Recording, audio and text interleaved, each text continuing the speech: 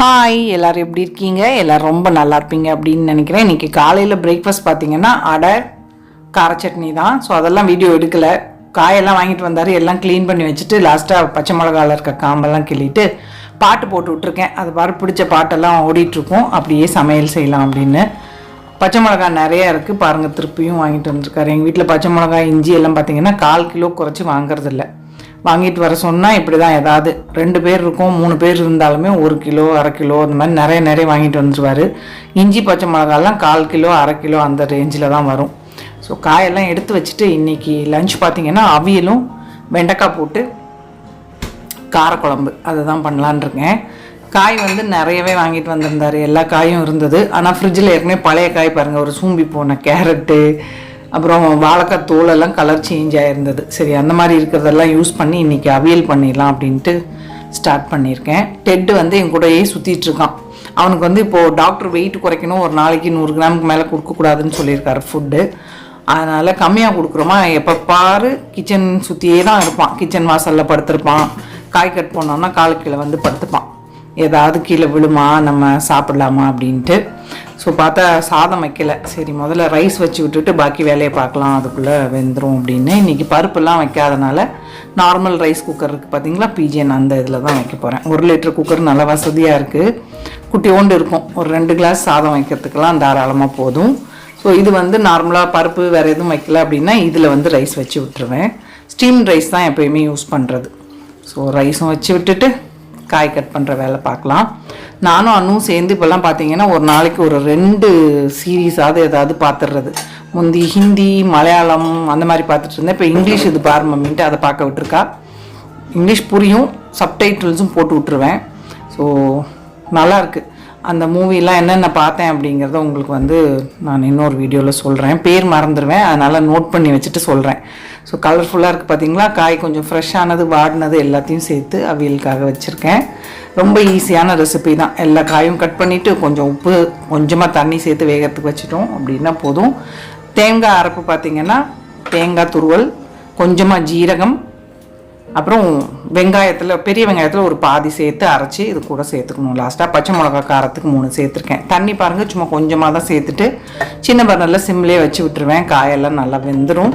So அதுக்குள்ளே வந்து குழம்புக்கு வெண்டைக்காய் கத்திரிக்காய் போட்டு தான் இன்றைக்கி காரக்குழம்பு பண்ண போகிறேன். கொஞ்சமாக தேங்காயும் அரைச்சி ஊற்றி.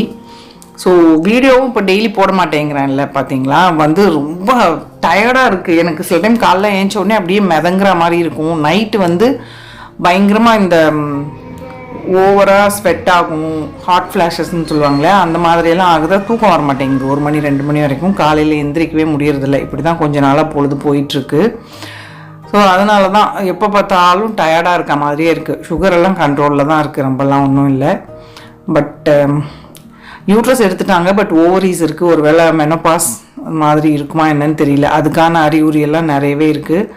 அதனால் ரொம்ப டயர்டாக இருக்குது, எனக்கு முடியறதில்ல. அதுவும் அதே மாதிரி சப்ஸ்கிரைபர்ஸும் கம்மியாக இருக்கா. நம்ம வேலை பார்க்குறோம், சப்ஸ்கிரைபரே ஏற மாட்டேங்குதுன்னு. இப்போது போன மாதம்லாம் பார்த்திங்கன்னா 0 சப்ஸ்கிரைபர்ஸ், சுத்தமாக ஏறவே இல்லை கொஞ்ச நாள்.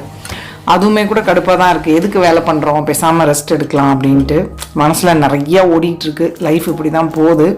ஸோ இந்த ஏஜுக்கே உள்ள இதெல்லாம் இருக்கும் அப்படின்னு நினைக்கிறேன். யாருக்கெல்லாம் இந்த 50 இயர்ஸ்க்கு அப்புறம் இந்த மாதிரி ஃபீல் பண்ணுறீங்க, என்ன மாதிரி சேஞ்சஸ்லாம் இருக்குது அப்படின்னு சொல்லிட்டு எனக்கு கமெண்ட்டில் சொல்லுங்கள். ஸோ நான் மட்டும் இல்லை அப்படின்ற மாதிரி தோணும் பார்த்தீங்களா. அதனால தான்.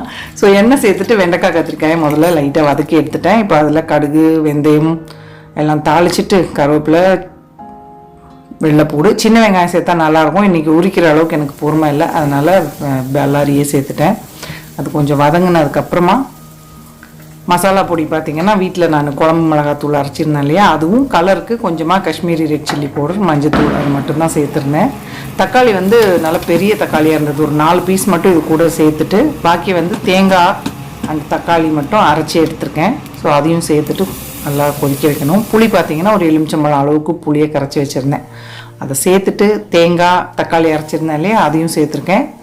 அட்ஜஸ்ட் பண்ணிவிட்டு தண்ணி எவ்வளோ தேவையோ அந்த அளவுக்கு சேர்த்துட்டு வதக்கி வச்சுருந்த காயும் சேர்த்துட்டு கொஞ்சமாக வெல்லம் லாஸ்ட்டில் சேர்த்தேன். இறக்கிறதுக்கு முன்னாடி வெல்லம் ஒரு 1-2 ஸ்பூன் அளவுக்கு நல்லெண்ணெய் சேர்த்து இறக்கிட்டோன்னா சூப்பராக நமக்கு ரெடி ஆகிடும். கடையில் வாங்கின கூழ்வத்தல் தான், வெங்காய வடகம் சூப்பராக இருக்குது. ஸோ அதுவும் வறுத்து வச்சுட்டேன். அவ்வளோதான், லஞ்ச் வந்து கிட்டத்தட்ட ரெடி ஆகிடுச்சு. பாருங்கள், குழம்புமே நல்லா கமகமான்னு ரெடி. ப்ளேட்டிங் பண்ணிடலாமா?